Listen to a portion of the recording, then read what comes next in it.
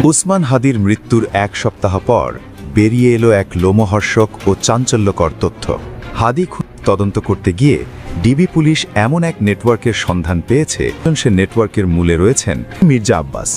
মির্জা আব্বাসের বিরুদ্ধে শুরুর দিকে অনেকের সন্দেহের তীর ছিল, কারণ আব্বাসী ঢাকা ৮ আসনে হাদির সবচেয়ে বড় প্রতিপক্ষ ছিলেন। ইনকিলাব মঞ্চের মুখপাত্র শরীফ ওসমান হাদিকে হত্যা চেষ্টার ঘটনায় বিএনপির স্থায়ী কমিটির সদস্য মির্জা আব্বাসকে গ্রেপ্তার করার কথা জানিয়েছে পুলিশ। এদিকে হাদিকে হত্যা চেষ্টা মামলা পল্টন থানা থেকে ডিবিতে হস্তান্তর করা হয়েছে। সব কল্পনা জল্পনার অবসান। হাসিনা কিংবা ভারত নয়, শরীফ ওসমান হাদিকে শেষ করার আসল মাস্টারমাইন্ড এবার সবার প্রকাশ্যে। সকলের ধারণা অবশেষে সত্যিই হলো। মানুষ যা ভেবেছিল সেটি এবার একেবারে মিলে গেল। কিন্তু কিভাবে? গুঞ্জনটা শুরু থেকেই ছিল, অবশেষে ওসমান হাদির পেছনে মির্জা আব্বাসের নামটা জড়িয়েই গেল। ইনকিলাব মঞ্চের মুখপাত্র শহীদ শরীফ ওসমান হাদি মামলায় গ্রেপ্তার হওয়া সিবিউন দিও ও সঞ্জয় সিসিম জিজ্ঞাসাবাদে গুরুত্বপূর্ণ ও চাঞ্চল্যকর তথ্য দিয়েছেন বলে জানিয়েছে মামলার তদন্তকারী সংস্থা। ভারতীয় আধিপত্যবাদ বিরোধী ওসমান হাদির মৃত্যুর পর ভারতের ভেতরেই এবার তৈরি হয়েছে নতুন এক সমীকরণ। জুলাই বিপ্লবের অন্যতম লড়াকু মুখ ও ইনকিলাব মঞ্চের মুখপাত্র শরীফ ওসমান হাদির রক্ত আজ সীমান্তের গণ্ডি পেরিয়ে বিশ্ববিবেকের দরজায় কড়া নাড়ছে। দর্শক, বাংলাদেশে ইতিমধ্যে সবচেয়ে বড় খবর, ওসমান হাদি হত্যাকারীকে ইতিমধ্যে কিন্তু গ্রেপ্তার করেছেন পুলিশ। এবং এই হত্যাকারী আর কেউ নয়, বাংলাদেশে জাতীয়বাদী দল বিএনপি নেতা মির্জা আব্বাস সাহেব মাস্টার প্ল্যানিং করে এই হত্যাকাণ্ড ঘটিয়েছে। এবং ভারত এবং আওয়ামী লীগ কিন্তু চেয়েছিল যে এই নির্বাচনকে যতটা পিছিয়ে নিয়ে যাওয়া হয় ততটাই কিন্তু ভালো হয়, এবং কোন রকমের নির্বাচনকে বন্ধ করতে না পেরে শুটার ভাড়া করে ওসমান হাদিকে কিন্তু হত্যা করেছে। তো দর্শক, ইতিমধ্যেই কিন্তু চালচন্দ্রভাবে কিছু তথ্য বেরিয়ে আসলো, যা আপনারা এই ভিডিওটাকে দেখলেই বুঝতে পারবেন। তো দর্শক, এতক্ষণ দেখছেন ভিডিও শুরুতে শিরোনামের মাধ্যমে কিছু অংশ, এখন দেখবেন পুরো ভিডিও জুড়ে। তার আগে সবার কাছে একটা অনুরোধ, যারা আমার চ্যানেল নতুন আসছেন অবশ্যই চ্যানেলটি সাবস্ক্রাইব করে দিবেন, পাশে থাকা বেল আইকনটি অল ক্লিক করে বাজিয়ে দিবেন। তো দর্শক, চলেন একটা লাইক দিয়ে সম্পূর্ণ ভিডিওটা ধৈর্য সহকারে দেখতে থাকুন। ভারতীয় আধিপত্যবাদ বিরোধী ওসমান হাদির মৃত্যুর পর ভারতের ভেতরেই এবার তৈরি হয়েছে নতুন এক সমীকরণ। ওসমান হাদিকে ভারতের ষড়যন্ত্রেই মারা হয়ে থাকতে পারে মিলেছে এমন ইঙ্গিত। এমনকি সেভেন সিস্টার্সকে আলাদা করে দেবার পরিকল্পনা এসেছে খোদ ভারতের ভেতর থেকে।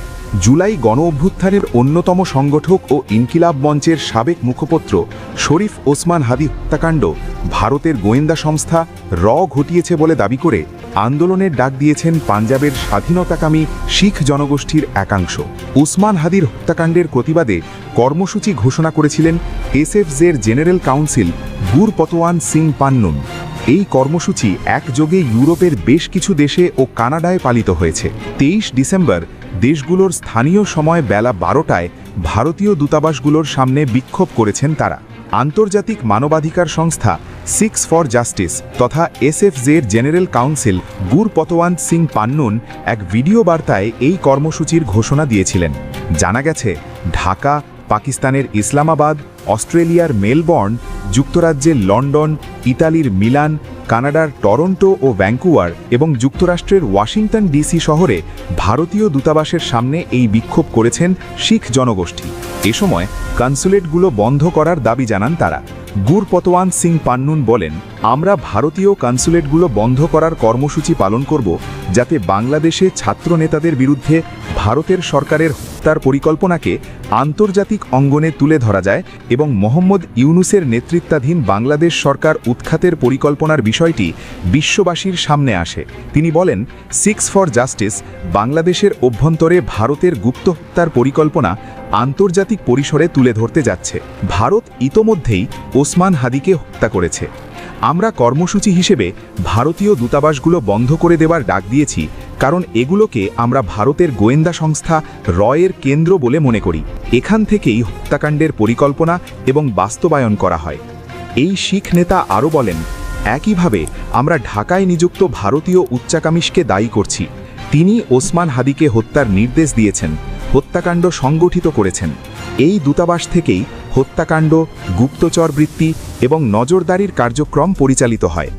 এ কারণে আমরা ঢাকা, ইসলামাবাদ, অস্ট্রেলিয়ার মেলবোর্ন, যুক্তরাজ্যের লন্ডন, ইতালির মিলান, কানাডার টরন্টো ও ভ্যাঙ্কুভার এবং যুক্তরাষ্ট্রের ওয়াশিংটন ডিসি শহর থেকে একযোগে কর্মসূচির ডাক দিচ্ছি।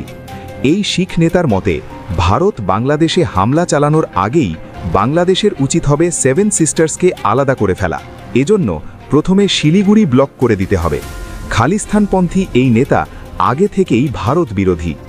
ভারতের ভেতরে খালিস্তানিদের দেখা হয় বিচ্ছিন্নতাবাদী হিসেবে।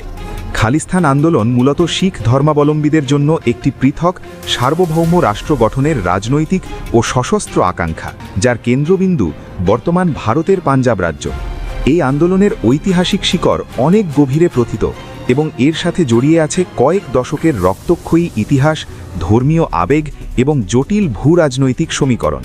19 শতকের শিখ সাম্রাজ্যের পতনের পর থেকেই শিখদের মধ্যে একটি নিজস্ব শাসন ব্যবস্থার আকাঙ্ক্ষা বিদ্যমান ছিল, যা 35 শতকের ভারত ও পাকিস্তান বিভক্তির সময় নতুন করে মাথাচাড়া দিয়ে ওঠে। শিখ নেতাদের বড় একটা অংশ মুসলিমদের জন্য পাকিস্তান এবং হিন্দুদের জন্য ভারতের মতো শিখদেরও একটি বিশেষ মর্যাদা সম্পন্ন অঞ্চল চেয়েছিলেন, কিন্তু ভারত বিভক্তির চূড়ান্ত মানচিত্রে পাঞ্জাবকে দ্বিখণ্ডিত করা হয়, যার ফলে শিখদের পবিত্র স্থানগুলোর একটি অংশ পাকিস্তানে এবং অন্য অংশ ভারতে পড়ে। এখান থেকেই মূলত ভারত সরকারের সাথে শিখদের মনস্তাত্ত্বিক দূরত্বের সূচনা ঘটে। ভারত সরকারের সাথে বিরোধের প্রধান কারণ হল দিল্লির কেন্দ্রীয় শাসন বনাম পাঞ্জাবের স্বায়ত্ত শাসনের দাবি। শিখদের অভিযোগ, ভারতীয় সংবিধানে তাদের পৃথক ধর্মীয় সত্তাকে যথাযথ স্বীকৃতি দেওয়া হয়নি এবং কেন্দ্রীয় সরকার পাঞ্জাবের প্রাকৃতিক সম্পদ, বিশেষ করে নদীর পানি ব্যবহারের ক্ষেত্রে বিমাতা সুলভ আচরণ করে আসছে। এই বিরোধ চরমে পৌঁছায় 80-র দশকে, যখন আনন্দপুর সাহেব প্রস্তাবের মাধ্যমে শিখরা পূর্ণ স্বায়ত্ত শাসনের দাবি জানায়, যা তৎকালীন ইন্দিরা গান্ধী সরকার ভারতের অখণ্ডতার জন্য হুমকি হিসেবে বিবেচনা করে। শিখরা কেন স্বাধীন হতে চায় এই প্রশ্নের উত্তরে ধর্মীয় ও সাংস্কৃতিক স্বাতন্ত্র্যের বিষয়টি সবার আগে আসে। শিখ ধর্ম একটি পৃথক জীবন দর্শন ও বিশ্বাসের ওপর প্রতিষ্ঠিত, যা হিন্দু ধর্ম থেকে সম্পূর্ণ আলাদা।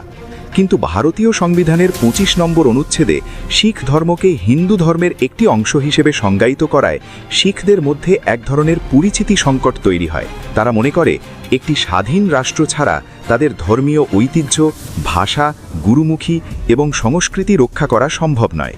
এছাড়া অর্থনৈতিক বঞ্চনার ইতিহাসও এখানে সমান গুরুত্বপূর্ণ।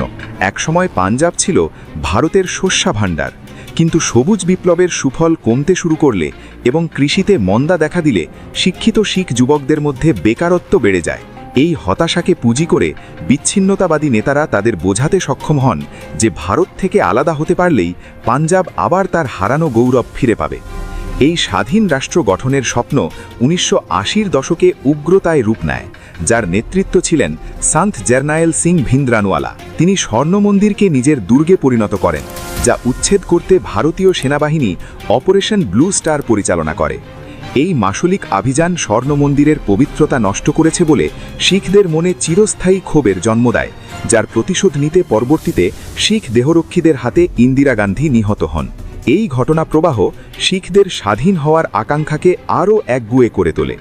খালিস্তান আন্দোলনের ফলে সৃষ্ট সমস্যাগুলো কেবল ভারতের সীমান্তের মধ্যে সীমাবদ্ধ নয়, বরং এটা বর্তমানে একটি বিশ্বজনীন সংকটে পরিণত হয়েছে। ভারতের জন্য প্রধান সমস্যা হল অভ্যন্তরীণ নিরাপত্তা। পাঞ্জাব একটি বিমান্ত রাজ্য হওয়ায় এবং পাকিস্তানের সাথে এর সরাসরি সংযোগ থাকায় ভারত সবসময় আশঙ্কা করে যে পাকিস্তান এই বিচ্ছিন্নতাবাদীদের ব্যবহার করে ভারতে একটি ছায়া যুদ্ধ বা প্রক্সি ওয়ার চালিয়ে যাচ্ছে। গত কয়েক দশকে অস্ত্র ও মাদকের চোরাকাচালো পাঞ্জাবের যুব সমাজকে ধ্বংসের মুখে ঠেলে দিয়েছে, যা পরোক্ষভাবে খালিস্তানি নেটওয়ার্কের সাথে যুক্ত বলে অভিযোগ রয়েছে। এছাড়া রাজনৈতিক অস্থিরতার কারণে পাঞ্জাবে বিদেশি বিনিয়োগ ব্যাহত হয়েছে এবং শিল্পায়ন থমকে গেছে। সামাজিক দিক থেকে দেখলে খালিস্তান আন্দোলনের উত্তাল দিনগুলোতে হিন্দু ও শিখদের মধ্যে যে সাম্প্রদায়িক সম্প্রীতি ছিল তাতে বড় ধরনের ফাটল ধরেছে। বিশেষ করে 1984 সালের শিখ বিরোধী দাঙ্গায় হাজার হাজার শিখ প্রাণ হারানোর ঘটনাটি ভারতের বিচার ব্যবস্থা এবং ধর্মনিরপেক্ষতার ওপর একটি বড় কলঙ্ক হয়ে আছে। এই অমীমাংসিত ক্ষতগুলো বারবার নতুন করে উস্কানি দেওয়ার সুযোগ করে দিচ্ছে বিচ্ছিন্নতাবাদীদের।